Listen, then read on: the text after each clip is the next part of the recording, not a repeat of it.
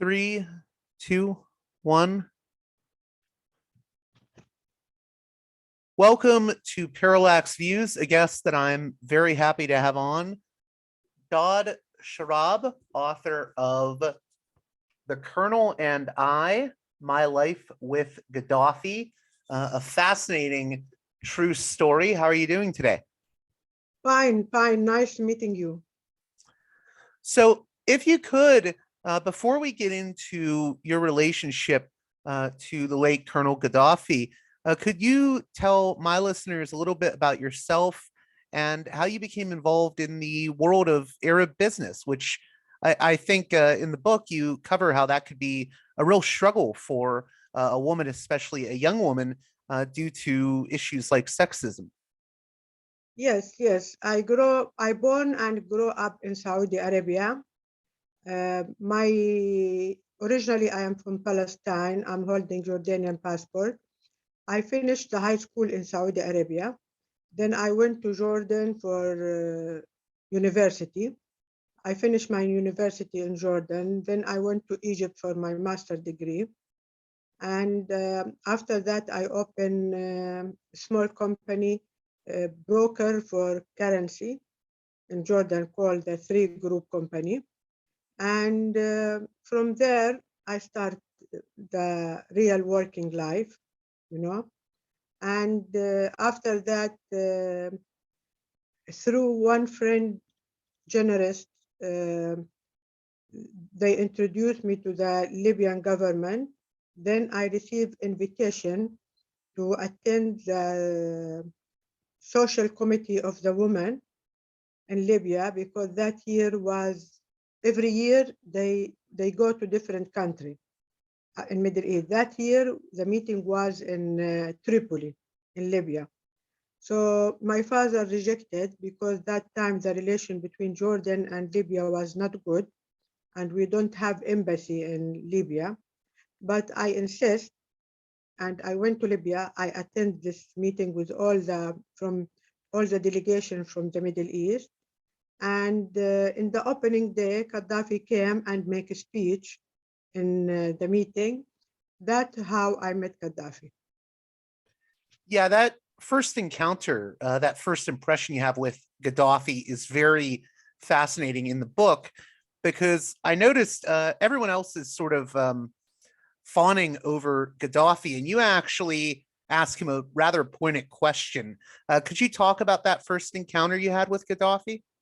Yes, 3 hours he was talking about women freedom, and he supports women, and he was talking about why in Middle East we don't have the prime minister woman or ministry of defense woman, why always whether education or social security minister. uh, and he told us, go back to your country, defend your right to be in a good position.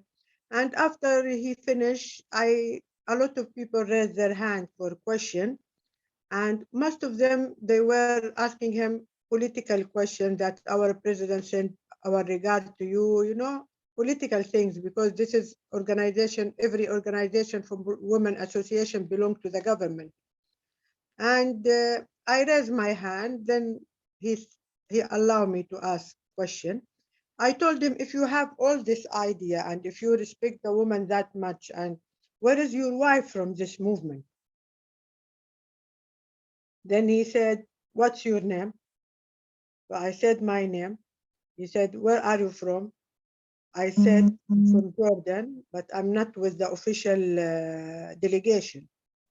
He said, again, what's your name? He wanted to gain time to answer the question. Then in the end, he told me, my wife is typical housewife, you know, and I don't want her to have any position or to lead any movement, because I don't want Jihan Sadat #2 in Libya. He referred to the wife of President Sadat of Egypt that time, you know. He said, some women, when they have power, they misuse this as a wife of the president. And I don't want this to be happen in my country. And he said, this is the answer. Are you satisfied? I said, no. He said, thank you, and finish. Then we went back. This meeting was in Benghazi. We went back to continue the conference in Tripoli. The next day, few people from the army was knocking my door, and I opened. I was very scared. They said, Gaddafi want to meet you. So I thought I upset him. Then I thought I will be in prison because the media that time was having bad image about Gaddafi. Real quickly, were you worried too about, I mean, you responded to him, I believe, when he asked, are you Jordanian? Were you worried about being a Jordanian in the middle of this, or did you sort of feel safe about that because you were Palestinian Jordanian? I feel safe because I'm Palestinian Jordanian. So this is what he want to know. So then, I didn't mean to interrupt you there. Could you talk a little bit more about what happened after you first met Gaddafi and the private meeting you had with him? You know, after that, I went to the head of women association in Libya. Her name Naima Al-Sughayr. And I told her, these people want to take me to Gaddafi and I'm not going. I'm very scared. She was smiling and she said, no. Some of the delegation asked for personal meeting with the president. He agreed on 4 delegation, the Palestinian delegation, South Lebanon delegation, Polisario delegation, and he said he took the video and he point, because that was in video, the conference. He point on you, he said, bring this woman to me. And I said, I'm not going. She said, you are not going alone. We are going, this 3 delegation and me and you, we're flying back to Benghazi to meet the president. Don't we be worried. She called me down. Then we went to Benghazi. He met all the delegation before me. He left me the last one. And then she came and took me inside the room where he's sitting. Yani, this guy have a very strong charisma. If you meet him the first time, you need 5 to 10 minutes to put yourself together. He knows that very well, he knew. So he ignored me and he was talking to Naima for 5-10 minutes. Then he turned his face to me. He said, sit down, you know. We sit down. Then he asked me question, what I do, what I study, where I am originally in Palestine, which city. And he asked all the question he want. And then in the end, he turned his face to Naima. It was half an hour meeting. And he told her, you bring me very nice present. He meant about me. And we left back and we took the private jet back to Tripoli. Next day, they called me from the head office, quarter office of the president in Tripoli. They sent me a car. I went there. Then his office manager, called Ahmed Ramadan, he told me the president would like you to be advisor for Libyan Arab Foreign Investment Office, LAFICO. And you have to go to meet the chairman and sign agreement with him. Since that time, I became advisor for LAFICO, economic advisor. After that, they called me. I went to Libya again. Then the president meet me and he said, you will be advisor for LAFICO, but you take the order from me. You will be advisor for me. We put LAFICO as umbrella only. So it's interesting. You were obviously aware of Gaddafi even before you had met him. And it sounds like you were fascinated by him. What fascinated you about Colonel Gaddafi? Because, that time it was not a lot of social media around, so not like now, and you only hear what your local media said, and he was different. I felt he was different person. And I was dreaming to know him more and to meet him personally, because I felt I want to know more about this man. Did you have any preconceptions about him before you met him? I mean, there's a lot of negative publicity, as you know, about him in the I West. know. Mhm. I know the negative, even in Middle East was negative image about him. But when I went and met him, he's a normal guy, except he have very strong charisma, and he's very clever. You know, and he speak very slow, and he listen carefully for what you said. He's a good listener, and I didn't see anything wrong with his personality from the first meeting. He's not aggressive at all.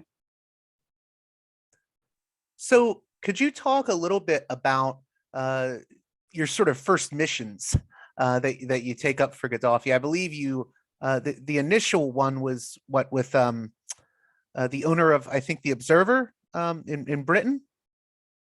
Yes, Tiny Ronald, Mhm.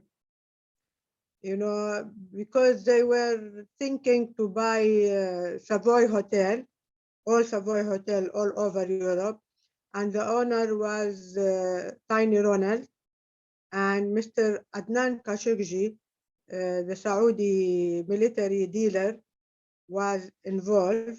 And he sent me, this was the first mission to meet Tiny Ronald and to talk about the deal and make sure everything is okay.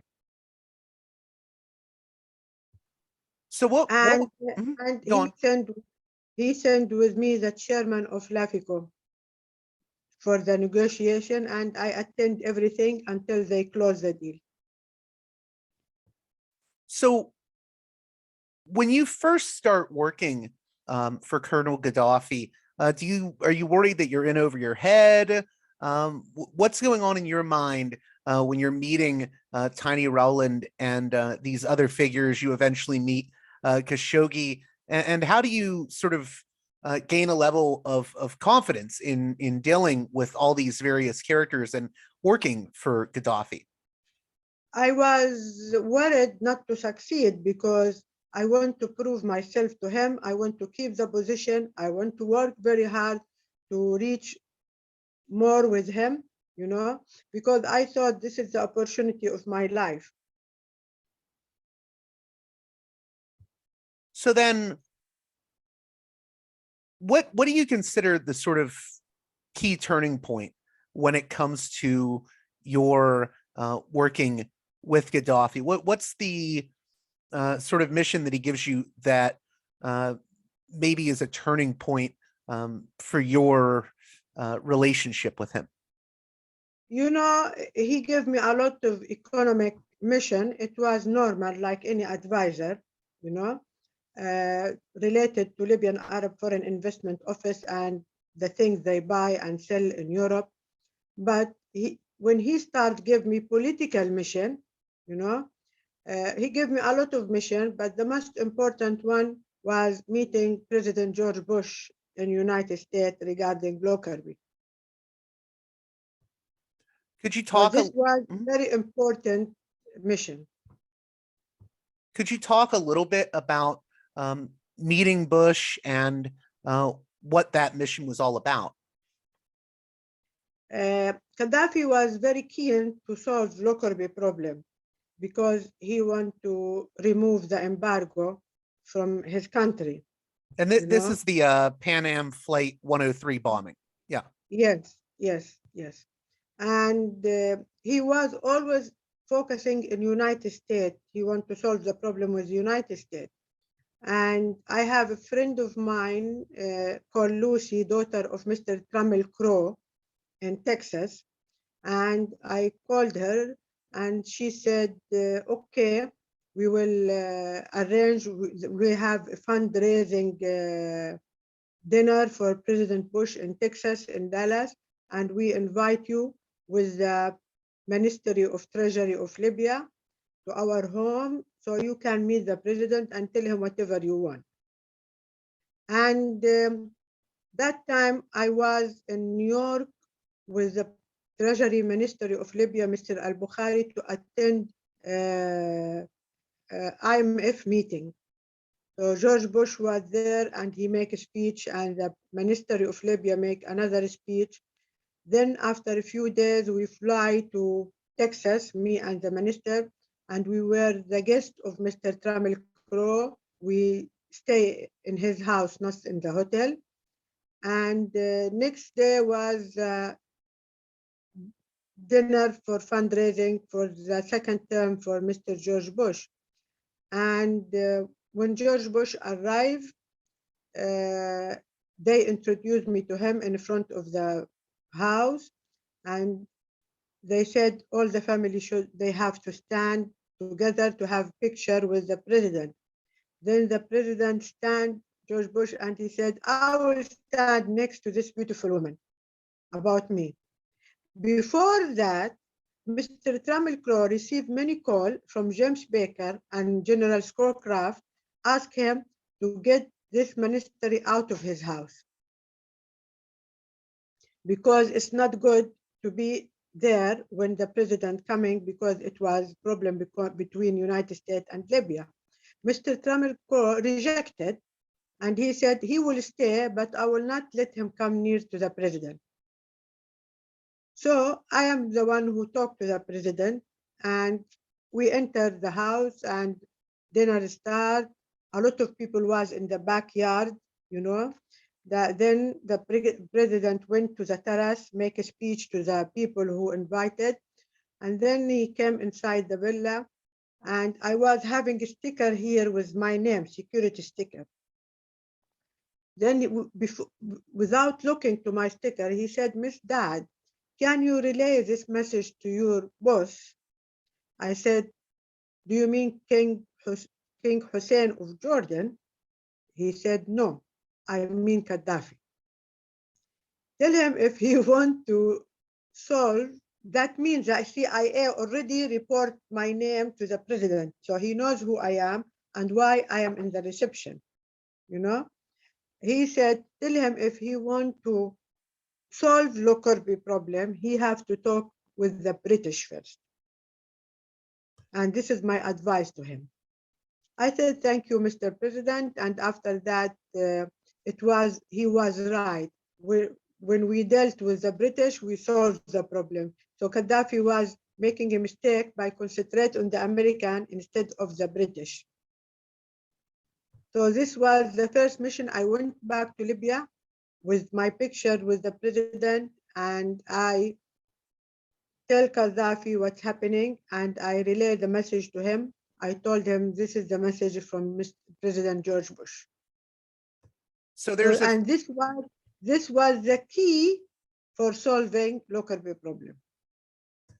So it's really fascinating because you mentioned Bush sort of knew who you were already. He knew you were sent there by Gaddafi. And I found it very interesting that you note in your memoir that at first you're thinking, oh, this is really an honor to meet him, and then you start thinking to yourself, oh, a lot of this is very much theater that Bush is putting on for you. Could you explain what you meant by that? What do you mean? I don't understand. In the book, you say that a lot of it was sort of staged managed, as in Bush knew who you were, and he sort of picked you out of the crowd and whatnot. Yes. Nobody can come and attend the meeting with President Bush fundraising if all the people have to be checked by the CIA and the security for security reason. And when George Bush come to me direct and talk to me without looking to my name, and he mentioned my name, I understand that he's been reporting. He knows everything. And I didn't ask him any question about Lockerbie. He told me, can you tell your boss? So he knows why I'm there. But I have to tell you something. George Bush also, one of the presidents which have a very strong charisma. I met a lot of presidents in Europe and Middle East.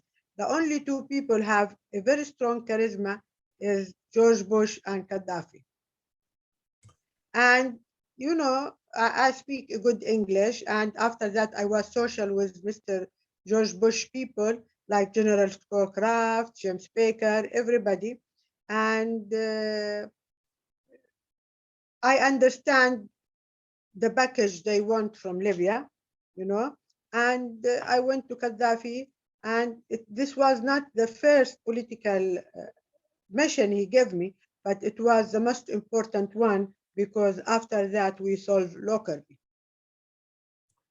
I want to talk a little bit more about Lockerbie, but also, was it sort of to your benefit that you were a Jordanian working for Gaddafi when you went to meet with Bush? Because it seems like otherwise it could have been a big scandal because of the relationship, being so frayed between Libya and the U.S. at that time.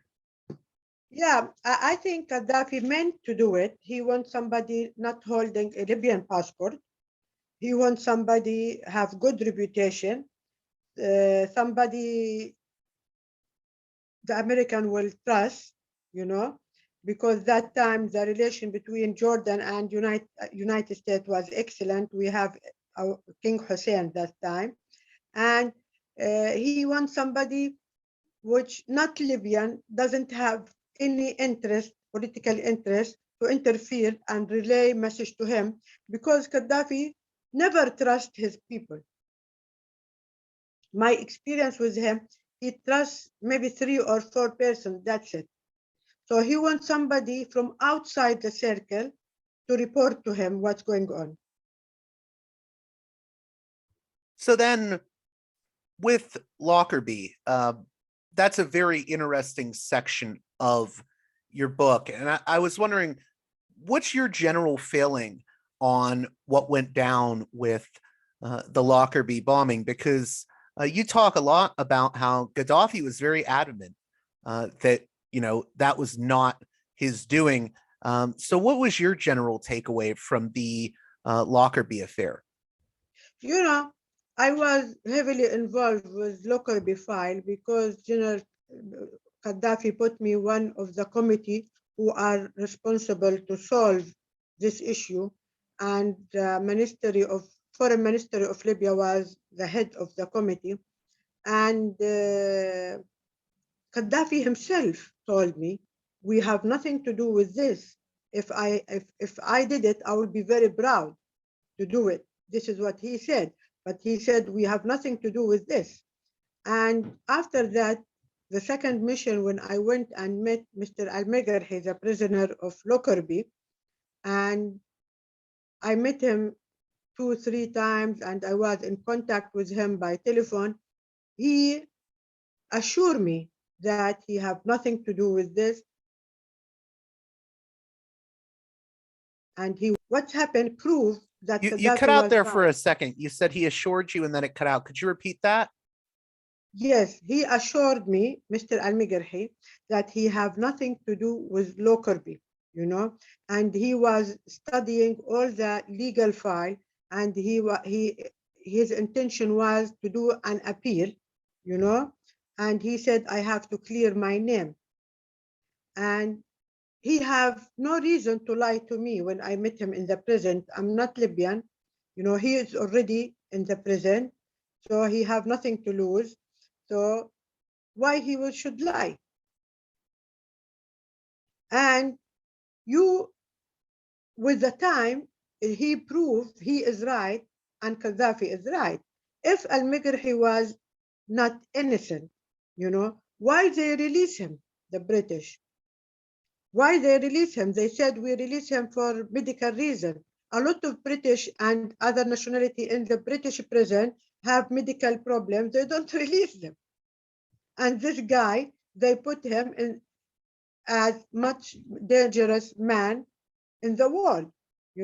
How you release this guy when you do a deal with Libya against what? I have a story from Gaddafi. He said that we buy all the evidence from Europe to prove that Megarhi is innocent, and he was threatening the British government he will release all this, and then the British government make a deal with him. They said, "Guarantee us this guy, he will not do the appeal. We will release him and we'll close and we will put the relation back with Libya, and we put ambassador and normalize the relation." Is this normal? So then it's very interesting to me, with Lockerbie originally, people pointed towards the Iranians and Palestinian Syria. terrorists, Yes. and then the attention gets put on uh, Libya. And what's interesting to me is your feelings on this. It does seem that once the West had decided that Libya was behind this, it was really almost a guilty until proven innocent type deal. Yeah, because that time, if you remember, was the Gulf War, the first Gulf War, and they don't want to point Syria for this issue because they want Syria to stand with them in the Gulf War. They don't want to attack Syria. So the only one was available is Gaddafi, and he have a lot of money, and they can take billions from him, and this is what they want to do.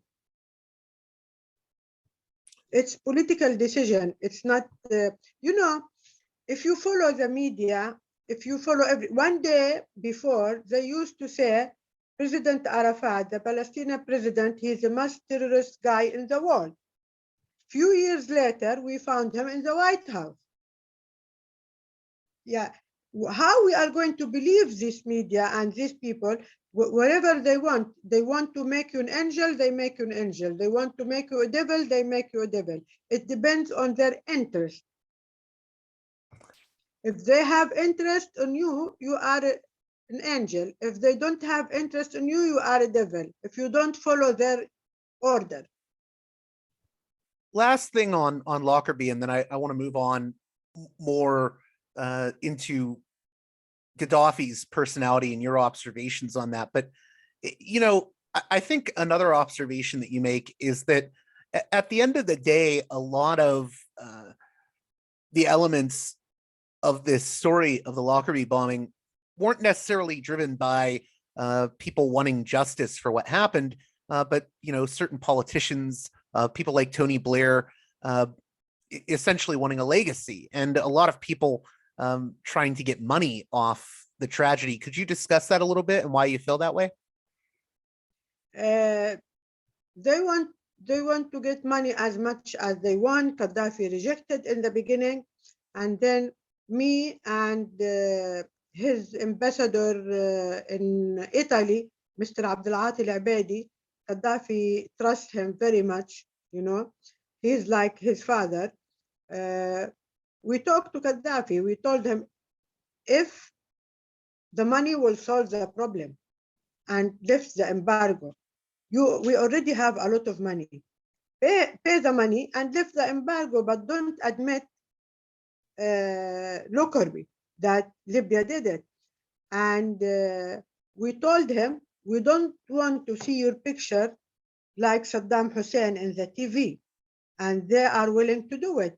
They bombed Libya 1985, President Reagan, and they can do it again, And we convinced him, then he agreed to make a fund like from business people in Libya, and from this fund we pay the Lockerbie issue. So one of the most it was $2 billion something. So what's really interesting about your book is that you sort of have this issue with Gaddafi and his regime, where you say that Gaddafi viewed everything as being needed to be done in a sort of underhanded way, I think is the term you use, whereas you sort of try to make him understand, you can just hire lobbying firms to do a lot of these things. Could you discuss maybe the blind spots Gaddafi had and where you thought he made a lot of missteps? Gaddafi, like any person, he's a human being. He makes decisions upon the information he received from intelligence office, from foreign minister, from all his sources.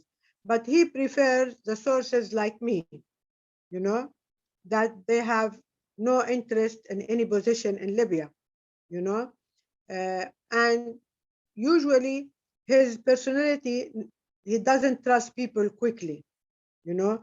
He always have a doubt about anything he received. Uh, so I was trying, you know, the most important thing to deal with Gaddafi is your approach, the approach. He's a Bedouin, you know. He doesn't like to be given an order. He doesn't like to be ordered. Uh, like Hillary Clinton, she said, Gaddafi, you have to leave Libya. You know, what does it mean? Yani, what is this? We are not in the school. He's a president, you know, and he's a Libyan. You want him to leave Libya, where to go? And if you see the speech of Gaddafi after the interview with Hillary Clinton, he said, she make me feel like I am renting a flat in her apartment and I'm not paying the rent. He was making a joke out of her. But if you know the approach, if you talk to him nicely, if you explain the idea for him, you can get whatever you want from Gaddafi if you have one-to-one meeting with him. You know, he will listen to everything you said, give the order for him, but not like an order, like wishes. That I hope that you have a lot of money, please pay the money. We don't want problem. The embargo cost Libya economically a lot of billion of dollars. Pay this 2 billion and just close the story. It's also interesting. I think you show different sides of Gaddafi in the book, and what's really interesting to me is I think here in the West, we have this picture of Gaddafi as just this sort of strange eccentric, and I know that there are eccentricities he had. You mentioned in the book that he would keep very odd hours, but it also sounds like he was a very shrewd man, a very intelligent man. Could you talk about that side of Gaddafi, and also maybe the emotional side of Gaddafi? I know you mentioned in the book that he was very sad when your brother passed away. Could you talk about the sides of Gaddafi, I guess, that maybe a lot of people aren't familiar with? Look, President Gaddafi is a normal human being guy. He's very well educated. He read too much, but he concentrate on his reading about the history of Islamic, you know, and I think he reads thousands of books, you know. Every night he have 2-3 hours only for reading. And the best gift you can give him, it's a book. This is what he liked to have. And he's very patient, very emotional, and very well educated. He's a good listener, you know. He doesn't make quick decision. If he promised something, he deliver, you know. And when you tell him about any sad story, you know, you can see tears in his eyes. I never see any violent action from him, you know, and he cannot hide it because at 22 years working, I should have catch him on any days when he's angry, you know, he just only don't meet anybody, close the door and cancel all his meeting.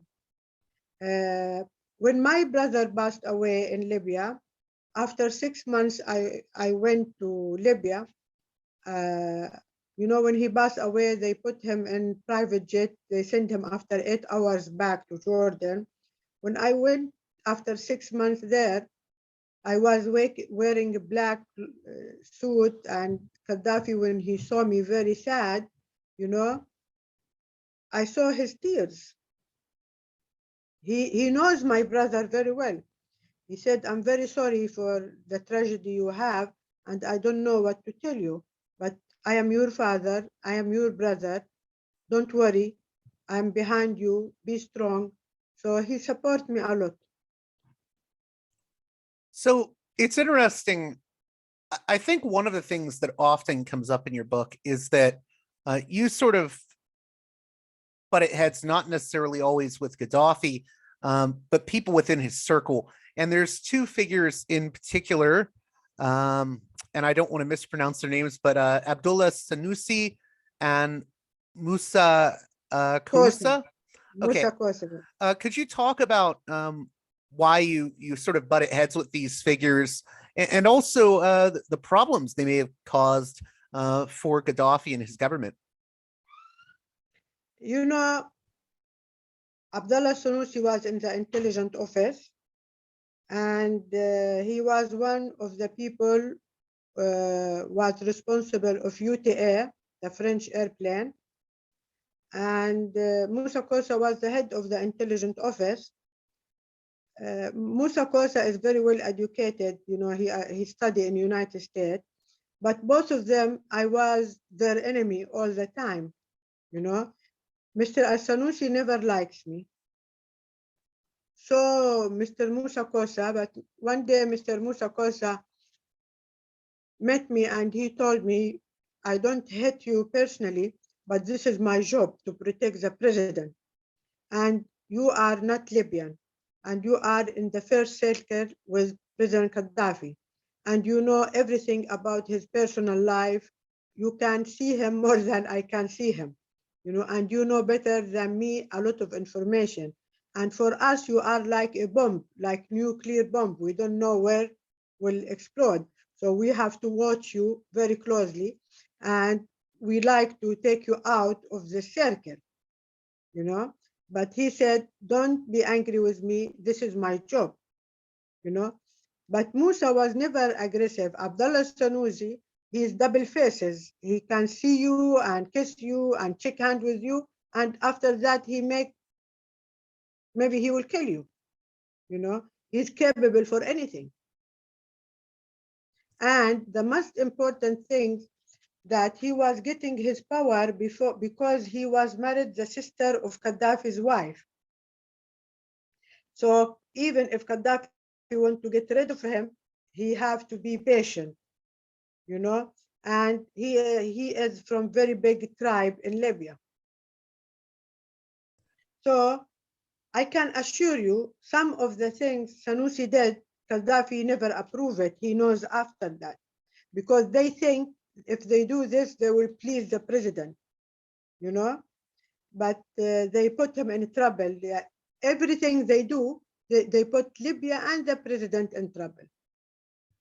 There's actually one very telling story in the book where you meet with these prisoners in Britain, and you know, you unravel this story that you initially think is going to be straightforward, and then find out, oh, it's not so straightforward, and it seems like there was a lot of corruption amongst Libyan officials that led these prisoners to seemingly feel like they were forgotten about, and you had to sort of make things right. Could you relay that story in a few minutes here? Because I think it's a very telling story that says a lot.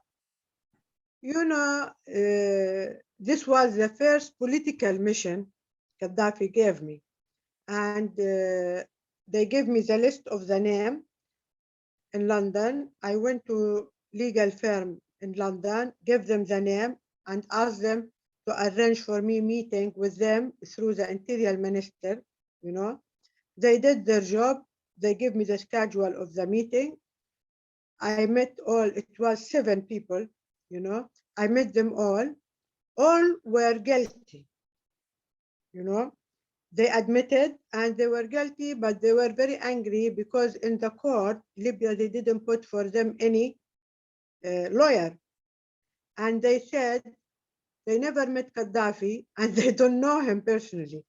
And they get the order to do this from the revolution office and from Abdullah Sanusi. And they were in miserable situation. They don't have clothes, nobody visit them, nobody look after them, you know. Even if they are president, they need things, you know. They don't have money in the prison to do anything. So when I come back to Gaddafi with all this report and with letter from them, handwriting letter, and with the recording from them and picture from with me and them, Gaddafi was shocked. That time I didn't know I'm touching a red line with the intelligence office. You know, I don't know that they took a lot of money and they told Gaddafi, we spend hundreds of million, we put lawyer, we send money to them, we are looking after them. He doesn't know that they are lying. Then when he discovered that time, I became an enemy of the intelligence office. And I was going to say, there's also a story, and we don't have to go over it in detail, but a story where you're tasked with dealing with this oil deal and to see if someone had got one over on Gaddafi and the money hadn't gotten back to Libya. And you find out, nope, that's not the case. And it seems like there were just these people around Gaddafi that weren't working in his interests or necessarily the Libyan people's interests at all times.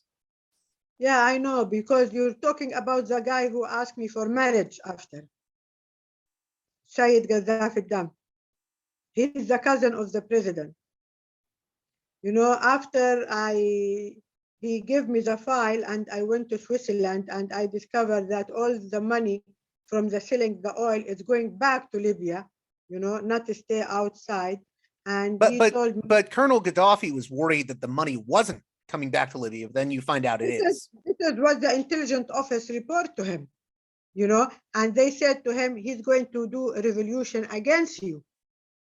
So he put this guy and the other member of the army, 7 people general, in the prison, you know, and he was investigate the matter. So intelligence office, they don't know that he gave me the file to investigate in Switzerland.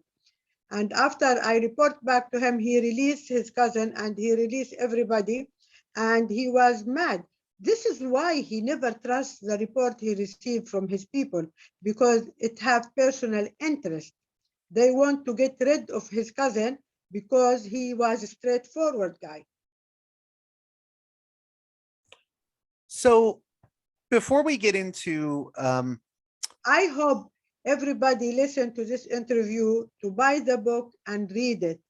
Otherwise, they don't understand what I'm talking about. They have to read the book, then they know my story. I want to share my story with all the world, because they don't have enough information about Gaddafi. And I am the only true story out of Libya coming, and this is the first book out of Libya. It's a true story.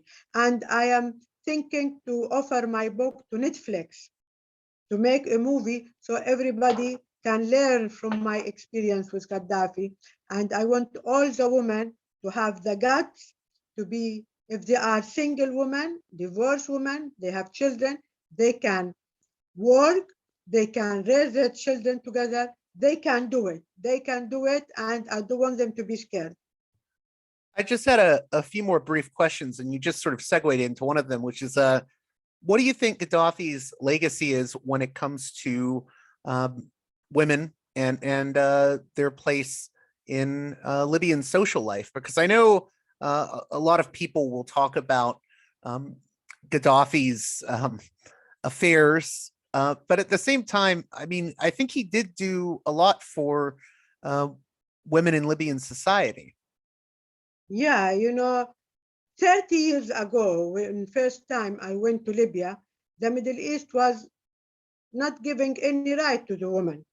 That time, when Middle East not giving any right to the woman, Gaddafi have the woman drive, woman ministry, you know, women in the army, women in the interior ministry, women in the police. Yeah, he supports the woman. His bodyguard, his own bodyguard, first circle are women. So 30 years ago, when all the Middle East was backward, he was supporting the woman and pushing her, not by talk, you know. Really in Libya, women have the right to do anything they want. So before we close out, there were two more questions I had, and one that you wanted me to ask you. But first, you know, Gaddafi ends up being poisoned against you by people in his circle, and you end up having to escape Libya. There's the NATO bombings. We can't get into all of that here, but what I think is really interesting is that you don't take a view of Gaddafi as necessarily an angel or the devil, and I think that's hard for a lot of Westerners to swallow, because we've always heard what a monster Gaddafi is, and despite your experiences where Gaddafi sort of turned on you and imprisoned you, you say that you're not happy with how things turned out. Maybe you could explain that a little more.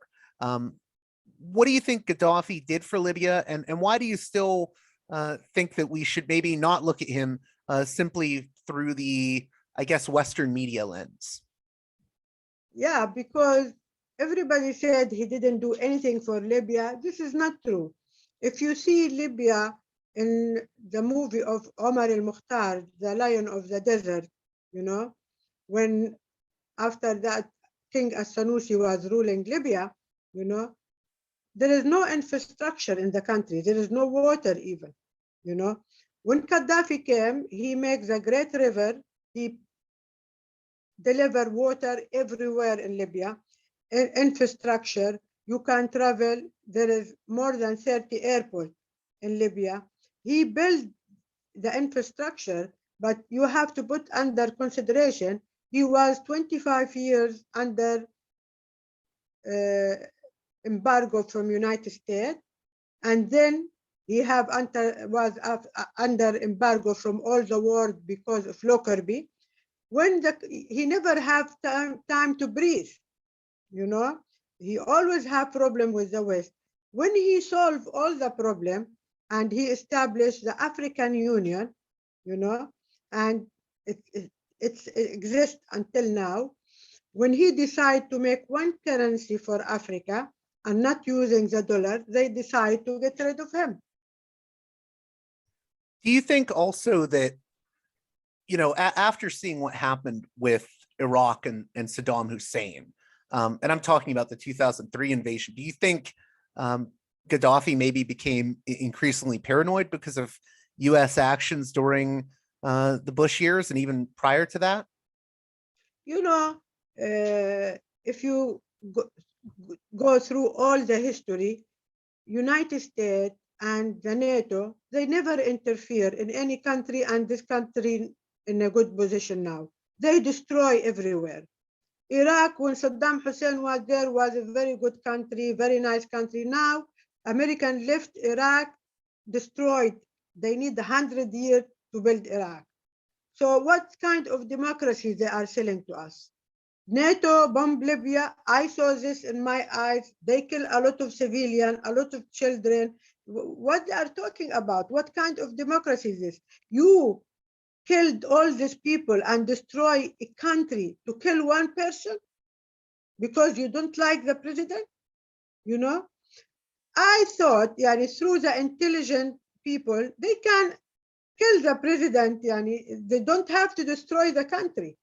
When I was in home arrest in Libya, 9 months NATO bombing Libya, kill civilians, kill children, and now they are talking about Ukrainian refugee. What about Palestinian refugee? What about Syrian refugee? What about Libyan refugee? What about Iraqi refugee? They didn't move finger in Europe for this problem. But because this is in Ukraine, they make it big issue. Is this fair? No, I would say it isn't. I think there's a lot of double standards. I'm not with Gaddafi, and I'm not against him. I said in my book, I want people to judge this guy, not me, but I'm telling the people my story. This is what's happened with me. And it's up to them to say he's good or bad. I'm not judging anybody in this book. So before we wrap up, the other thing I wanted to mention, I will get to the question you wanted me to ask you is, I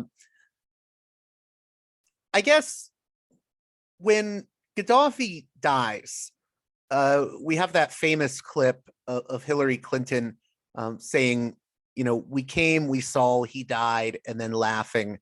And I've seen the footage of Gaddafi's death and his alleged last words being, "What did I ever do to you?" It really is a horrifying sight to see. And despite everything that you had been through with being on house arrest, I think you share that view. Could you talk a little bit about the impact of Gaddafi's death and your thoughts on the reaction many in the U.S., like Hillary Clinton, had? Because I think it was a very callous way to respond to his death. Yes, first of all, I don't want Gaddafi to die the way he died, because in Muslim religion, we have to respect the die person, whether he's bad or he's good. He died already, Uh, I think, and because when I met Hillary Clinton and I told her Gaddafi invite her and her husband, President Clinton, to visit Libya, she told me, this is what happened with me. She told me, yes, I'd be very interested to meet this guy, and I want to know more about him. She was very friendly, and she want to come and meet Gaddafi. And don't forget, Condoleezza Rice went there and met Gaddafi. And then the guy, he already died, and she was smiling. What is this? What the respect? Where is the respect? He's the president of the country, and he's a Muslim guy. You're laughing because he died. You're laughing because you destroy Libya with NATO. If NATO did not interfere in Libya, Gaddafi will stay until now controlling Libya. There is no revolution in Libya, nothing, no revolution. They make the revolution, the American and the European, and the NATO interfere. Why NATO did not interfere in Syria? Tell me. Because Putin make a mistake. He allows them to do this in Libya. Then he wake up Putin. He didn't allow them to do it with Syria. Otherwise, they destroy Syria. But you know what you can say? United States superpower, they do whatever they want. But now they have to understand the Middle East not like before. Middle East well educated, social media allow all the information to come to us, so they cannot control us by remote control. Now, United States start to hear no from Middle East. Yeah, and I think it's important to note too, I mean, when it comes to all these issues, I think the picture is much more nuanced, and there's multiple sides to geopolitical issues than what a lot of people are accustomed to if they're watching sound bites on news media. I mean, it was very interesting reading, your book, because you talk about, Gaddafi wasn't necessarily even a fan of Saddam Hussein. Yes. Could you talk a little bit about that, and then we'll get to the last question right after. He was not friend to Saddam Hussein. They never was a friend because of the relation of Iran and the Iran war. But Gaddafi was very, very unhappy for Saddam Hussein picture on all the newspaper that the British humiliating him and trying to check his mouth and his beard. And I was attending Gaddafi in his room when he was receiving the first call from Tony Blair. And the first question Gaddafi said to him, look, Saddam Hussein, he was president of the country. He's the head of the military. Your army, when they catch him, they should do this for him and tell him you're under arrest with respect, not to humiliate him. I don't want to see this in your media anymore, Then Tony Blair said, we cannot control the media, but in the end he told them, yes, I will try to close it. He said, before saying hi, I want this to be happen. So he was very, very sad because of Saddam Hussein, what's happening to him. So you had wanted me to ask earlier about, if there was a politician in the Middle East that, you would work for today, who would that be? So I want to give you a chance to talk about that. Yeah. After working 22 years with President Gaddafi, what I see now, I have 3 leaders I would like to work with them if they want. One of them is President Putin, Second one, Recep Tayyip Erdogan, the president of Turkey. And third one is the Crown Prince of Saudi Arabia, Prince Mohammed bin Salman. And if you ask me why, I will tell you. President Putin, when he come and control Russia as a president, Russia was zero. It was only superpower United States. He built Russia, he make it very strong, and he put balance in the world, and he become superpower. This is why we have to respect this guy, And Recep Tayyip Erdogan, when he became as a president, Turkey was nothing on the map. Nobody respect her. There is no good economy. He make Turkey very good economy, and he make Turkey member of the Nato, and he make Turkey very strong military, and he Muslim country in the middle of Europe. For all what he did, we have to respect him. The third one, Crown Prince of Saudi Arabia. I think this guy, he's a legend, This guy, everybody have to respect him because he did something none of Saudi royal family king was the courage or the guts to do it. He gave freedom for women. He opened the country, He make Saudi Arabia like Europe, Riyadh, He make women drive. He gave women high position.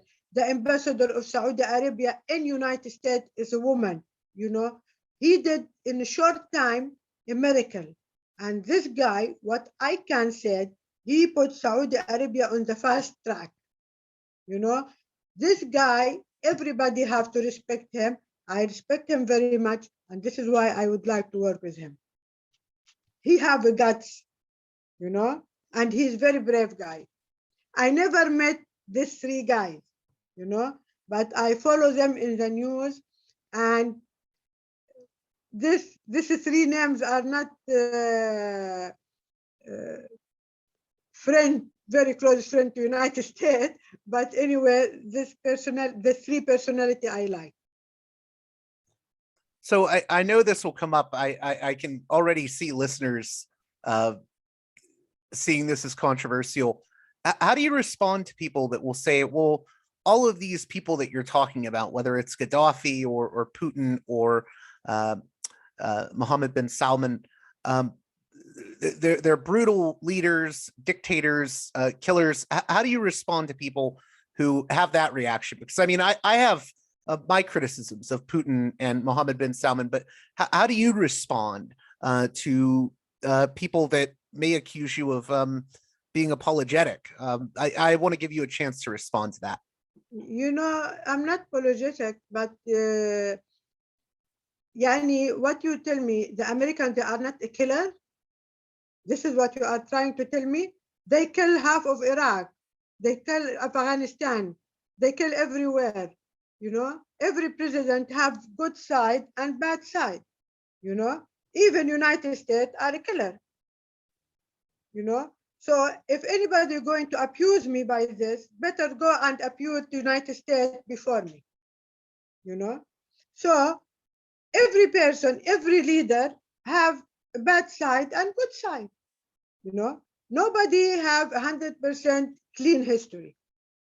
To be president, you have bad side and a good side to control the country. Sometimes to be forced to do bad things, But it doesn't mean if you are against United States, you are a minister. because United States itself made a lot of mistakes. So anybody, before they abuse me, they better abuse their country. And Prince Mohammed bin Salman, he's not a killer. He have nothing to do about what's happening. Maybe his intelligence office responsible. I've been experienced with this with Gaddafi. Sometimes they do things, and then they bring problem to the country. But him himself, I don't think he have nothing to do with this. Well, Daad Sharab, I want to thank you again for coming on Parallax Views one more time. The book is The Colonel and I, My Life with Gaddafi. Anything that you would like to say in closing, or what you hope listeners get out of this conversation, or what they get out of the book if they happen to give it a chance and read it? I would like to thank everybody, and I would like everybody hear this conversation to read the book first, and they judge me after they reading this book. I'm not with Gaddafi. I'm not against him. I'm just telling my story, what's happening with me. And I write this book to share my experience with all the women in the world, and that's it. And thank you for everything. Thank you for everybody who read my book. Thank you for everything.